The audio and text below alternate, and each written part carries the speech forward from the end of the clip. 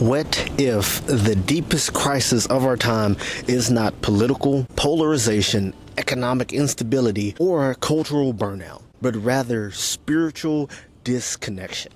See, what if so many of us are feeling exhausted and anxious and morally adrift? What if we're feeling all of these things because we have lost touch with ourselves? We talk about all these different things that we are feeling mentally, emotionally, physically, psychologically. Maybe we're feeling all of those things because we don't know who we are. See, the thing is, Howard Thurman is a public intellectual who ultimately came long before social media, long before cultural burnout, long before and he said that most people live their lives responding to noise. He says that instead of listening to the sound of the genuine, they listen to the noise of expectation, of survival, approval, and fear.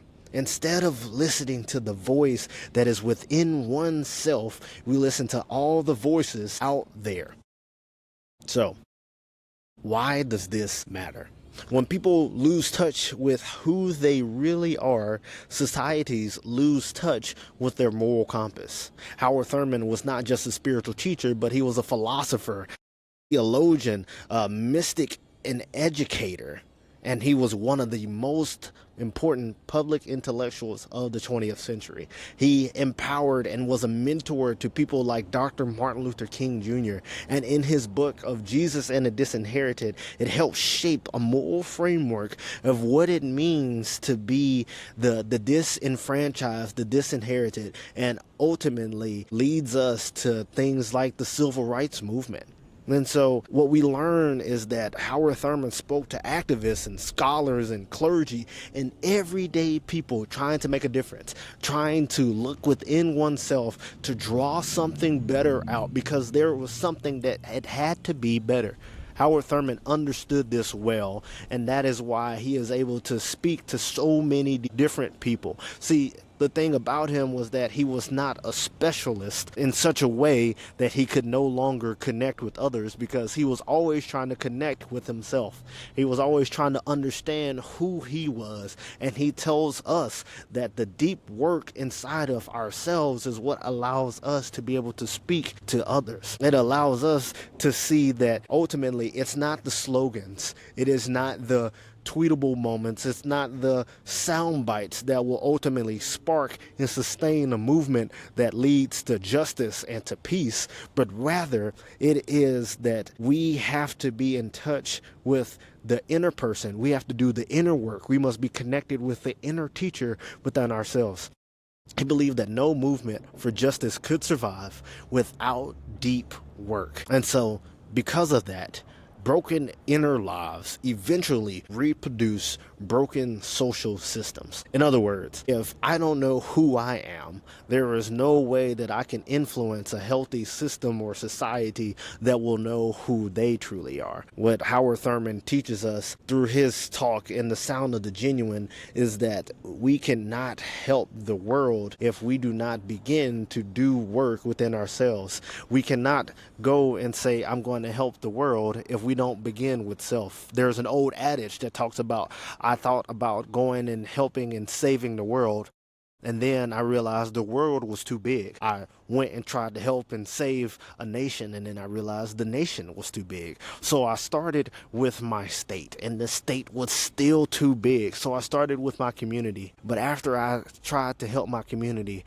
I realized if I would have just helped myself and begun to do deep work in myself and known who I was, I then would have gone to help my community, my state, my nation, and eventually the world. See, what Howard Thurman understood was that the sound of the genuine was something that is unrecognizable if we don't know it within ourselves. See, what he described was that we all have a moment where something just doesn't feel right, where something isn't like something within us just doesn't feel like it is in equilibrium. It goes, this doesn't fit here. Why am I here? Should I even be connected to this thing? Should I even be doing this thing? And life just doesn't make sense. See, what Howard Thurman talks about is that ultimately each of us is born with an inner truth.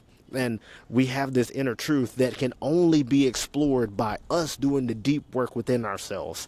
He talks about how if we don't connect with that, over time, the sound, all this noise begins to drown out everything within us. That pressure to succeed, the fear of disappointing others, the need to belong, and the systems that reward conformity over integrity. Eventually, many people stop listening to the sound of the genuine, the sound within themselves, and start listening to all of these other different noises. That instead of holding up a mirror and being able to reflect who I truly am, I now show something that is very hollow. I am like a whitewashed tomb where I am no longer quite sure of who I am and whose I am even. I don't have a real compass. I don't have a real understanding of what I'm supposed to be doing. This is one big issue: the alienation from self.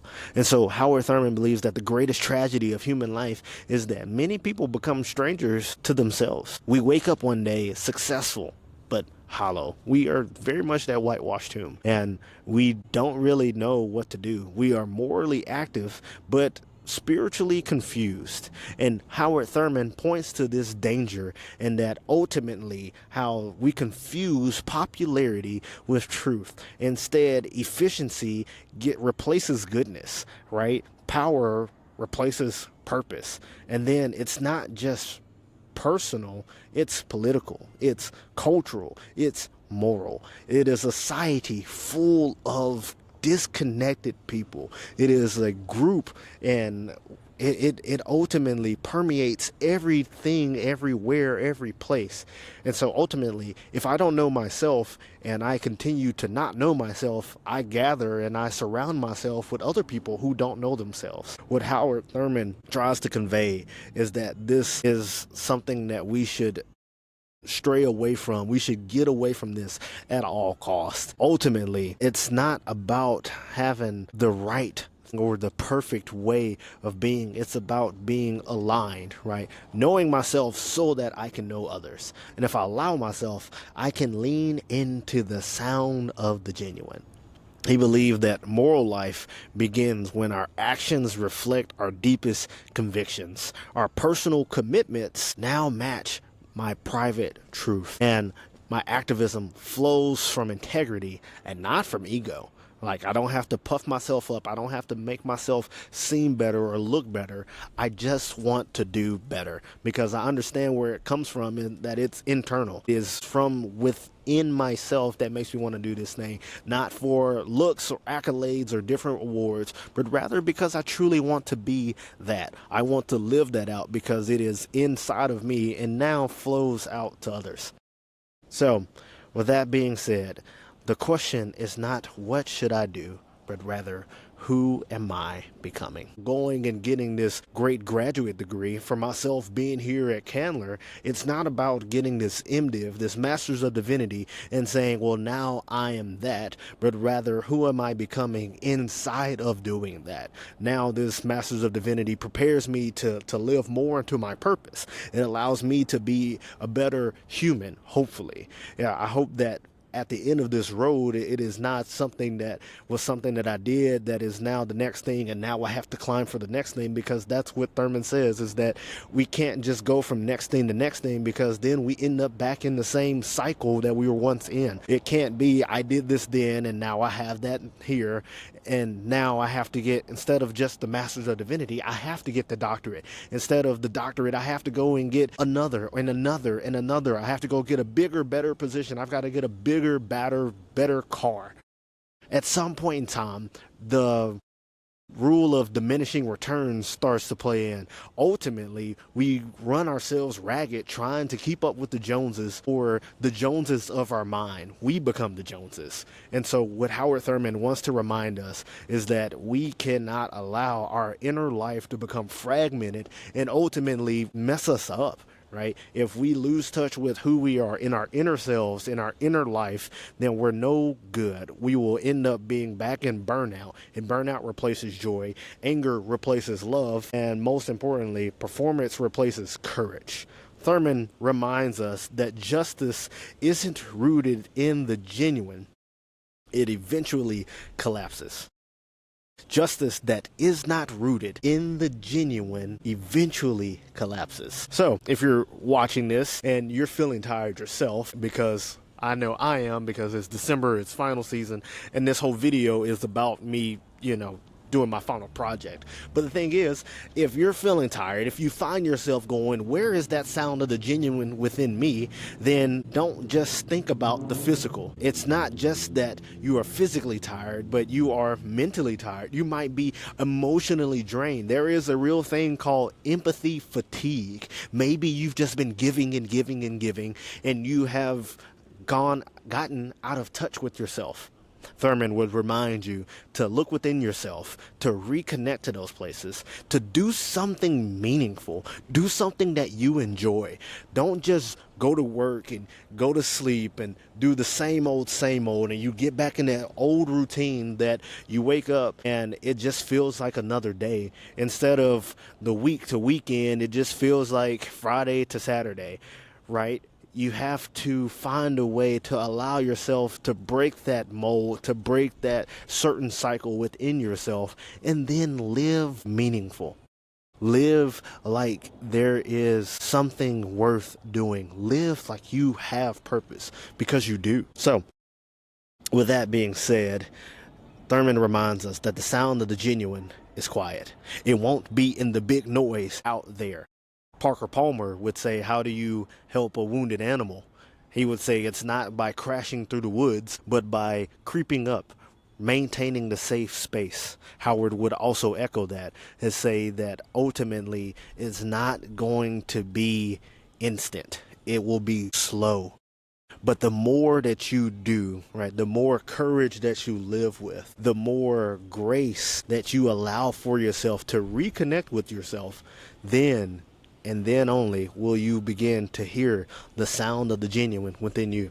So lastly, Thurman tells us that many people discover this sound of the genuine only after crisis, failure, illness, loss, burnout. So if you're going through this midst of suffering, you might be on the precipice, you might be on the brink, on the edge of finding that sound within yourself. So if you're in the struggle, don't just focus on the struggle, but think about what might come from the struggle. Thurman challenges us and leaves us with this task. He recognized that it could not stay within himself. That is why he empowered people like Martin Luther King. This is why he began and continued his work as a professor. This is why he met with leaders from other different denominations and other faiths. This is why he began and continued to work with the young people.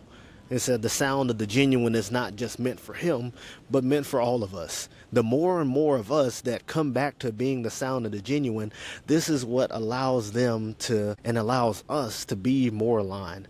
And so ultimately, listening to this sound of the genuine is not about self-indulgence, but rather moral responsibility. Your courage deepens, your compassion sharpens, and your actions carry weight. So not just today, but every day. Create space. Listen carefully.